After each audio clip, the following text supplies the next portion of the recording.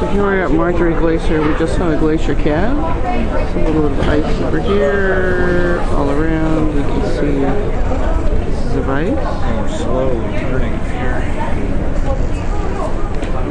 Some pretty nice glacial features here. Hopefully we can do them justice. Pretty incredible. Everybody on the boat seems to be out watching, which is a good thing. Interesting layers of ice over here for those who've never seen a glacier before. Some pretty spectacular rocks behind that.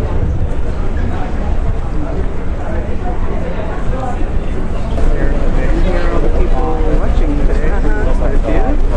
Oh.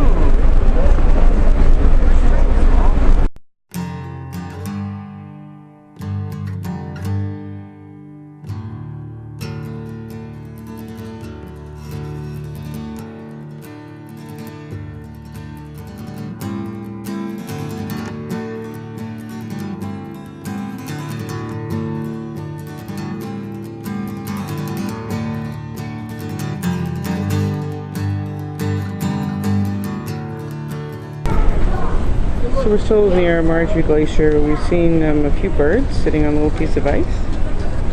Here's one of them. It's over here, and then a little further down we have another one. Oh, that there, yeah, there's still two there on that little piece of ice. It's kind of nice. They're just sunning themselves and having a very old time over there. The scenery is still pretty nice. Mountains, we've got this beautiful clouds and sun over here. You see the little pieces of ice on the water, more clouds, more sun. Mountains.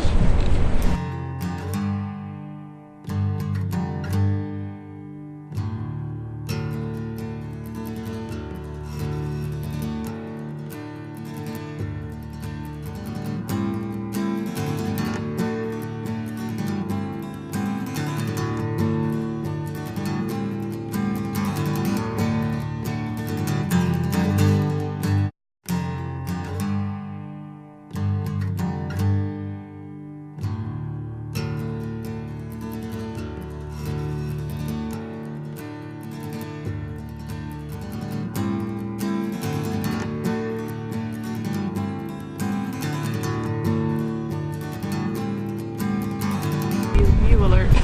Starting over here is Lampa Glacier that we just went by, and we're on the way to Johns Hopkins Glacier. The scenery is just spectacular all the way around. These fabulous mountains. After them, snow, winter glaciers. We have this fabulous view over here of mountains and clouds and sun, and just keep in mind we're watching this from our balcony. Worth its weight in gold several times over. I think we're headed that way.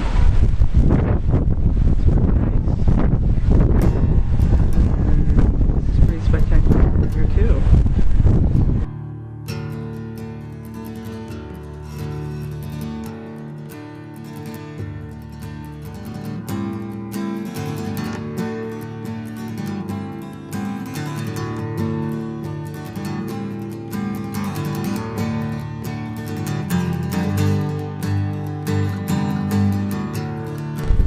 So here we are still on our way to Johns Hopkins Glacier, just past Lampa Glacier.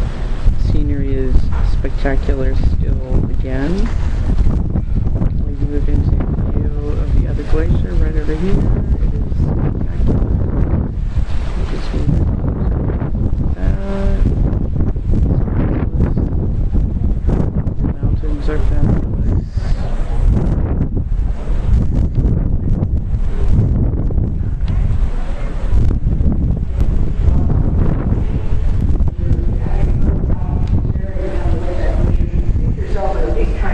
How far away is that glacier?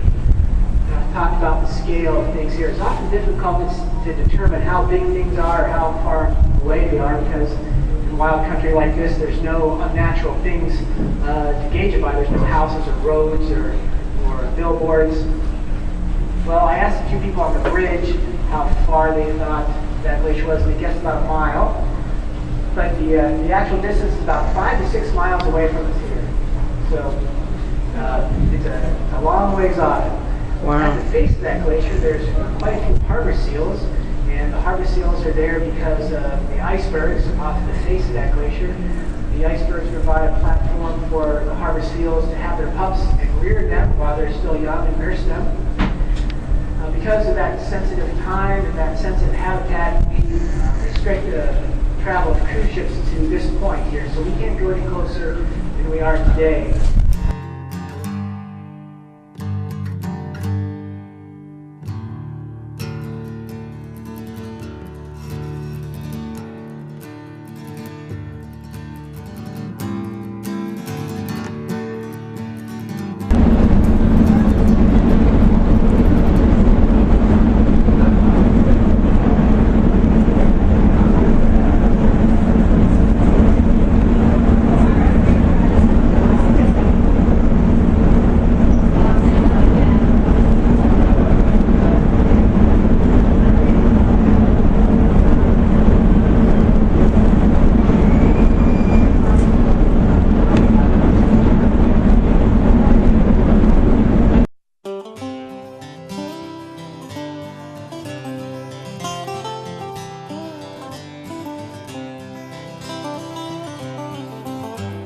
When I was a child and I lived in the city, I dreamed of Alaska, so far away. And I dreamed I was flying over mountains and glaciers. Somehow I knew that I'd live there one day.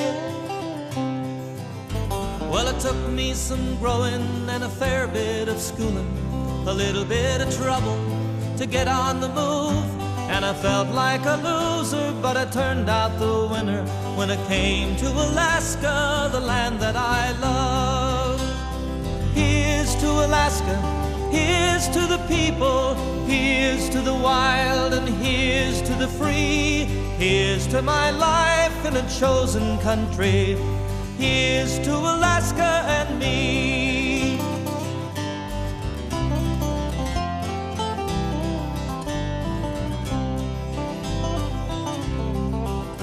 I was born in a cabin on Little Mulchatna, raised in hard times, but I had a good life.